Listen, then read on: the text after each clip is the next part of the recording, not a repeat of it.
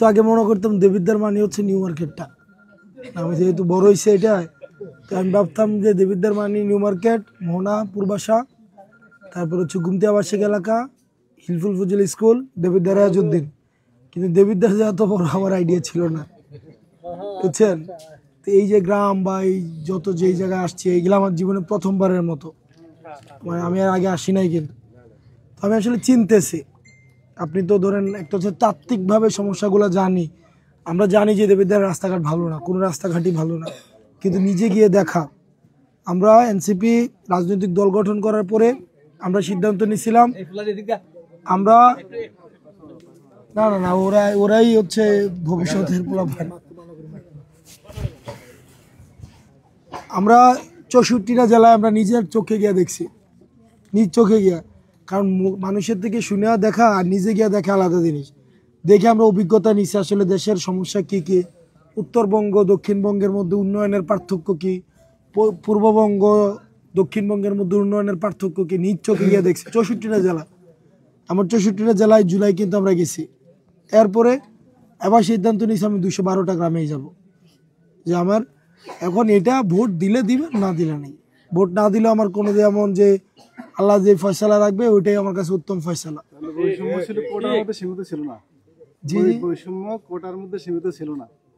হ্যাঁ সেটাই, যে আপনার মানে মেন কথা হচ্ছে যে আপনার আমার মানুষ যে ফয়সালা দিবে, সিদ্ধান্ত দিবে, ওইটাই চূড়ান্ত সিদ্ধান্ত, আল্লাহর সিদ্ধান্ত চূড়ান্ত।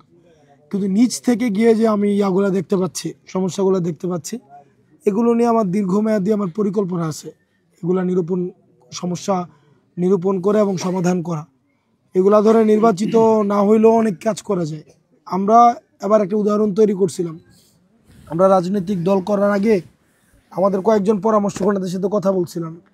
তো উনি বলছিল, তুমি নির্বাচিত হইয়া যা করবা তা এখন থেকেই করা শুরু করে দাও, যেন নির্বাচিত হওয়ার পরে এগুলা শেষ করতে পারো। আমরা এটাই করছিলাম। আমরা অনেক কাজ আছে যেগুলো অর্ধেক করা আছে, নির্বাচিত হয়ে আমরা শেষ করতে পারবো। 300 কোটি টাকার কাজ আছে না? তো আমরা ব্যাপারটা এমন না যে নির্বাচন তো হয়ে কাজ শুরু করব, বিষয়টা এমন না। নির্বাচিত হয়ে কাজ শেষ করব। যদি আমার না হয় পরের বার না হলে তারপরের বার, সিম্পল। আমি না হয় আরেকজন না হলে আরেকজন, কেউ না কেউ তো আসবে, আল্লাহ খালি রাখবে না, তাই না? এখন এই যে দেবিদ্বার রাস্তাঘাট, এগুলো সব জায়গায় সমস্যা ভাই। আপনারা যদি আমি জিজ্ঞেস করি যে কয়টা রাস্তা ভালো আছে, আপনি গুনতে পারবেন না। ম্যাক্সিমাম এই আঙ্গুলটা শেষ করতে পারবেন। দেবিদ্বারে কেবল একটা রাস্তা ভালো আছে, সেটা হচ্ছে যে বিড়াল্লা থেকে ধামতি পর্যন্ত যে রাস্তাটা, এইটা ছাড়া দেবিদ্বারের একটা রাস্তা বলেন ভালো, একটাও না, একটা সিঙ্গেল রাস্তা ভালো না। তো আমরা চেষ্টা করবো এই জিনিসগুলোকে সমাধান করার জন্য। আমি যদি আপনাকে বলি হ্যাঁ নির্বাচনের পরের দিন সকালে আমি রাস্তা ঠিক করে দিব, এগুলা মিথ্যা কথা বলা হবে, এগুলা মিথ্যা বলা হবে। পরে আপনি আমার রাস্তা দিয়ে যে হাঁটবে সবাই গালাগালি করবে। হ্যাঁ, তো আমি প্রয়োজনের ভিত্তিতে, প্রায়োরিটির ভিত্তিতে যে সরকারি অনুদান বরাদ্দ যা আসবে সেগুলা সুষম বন্টন করার চেষ্টা করব। যে আমি এক ইউনিয়নের বলে, রসুলপুর ইউনিয়নের বলে আমার বাড়ির ফয়েরঘাট পর্যন্ত একটা ফাঁকা করে নিলাম, আমার শ্বশুর বাড়ি বা আমার বোনের বাড়ি ধরে না এক ইউনিয়নে, আমার বোনের বাড়ির এক করে শান বাঁধানো ঘাট করে দিলাম, একেবারে ঘরের পর্যন্ত রাস্তা ফাঁকা করে দিলাম, এরকম হবে না। যেটা হবে সুষম বন্টন। আপনারা খোঁজ নিয়ে দেখতে পারেন আমার মানে লাস্ট 1 বছরে যে বরাদ্দটা যা কিছু আসছে, সরকার যেগুলো দিছে, আমি কোনো কিছুতে, এটা তো সব রাজনৈতিক দলই মতামত দিছে, করছে, কোনো কিছুতে রসুলপুর ইউনিয়ন, আমার গ্রামের বাড়িতে রসুলপুর ইউনিয়ন সোয়াশের চাল বেশি পাইছে কিনা জিজ্ঞেস করে দেখেন।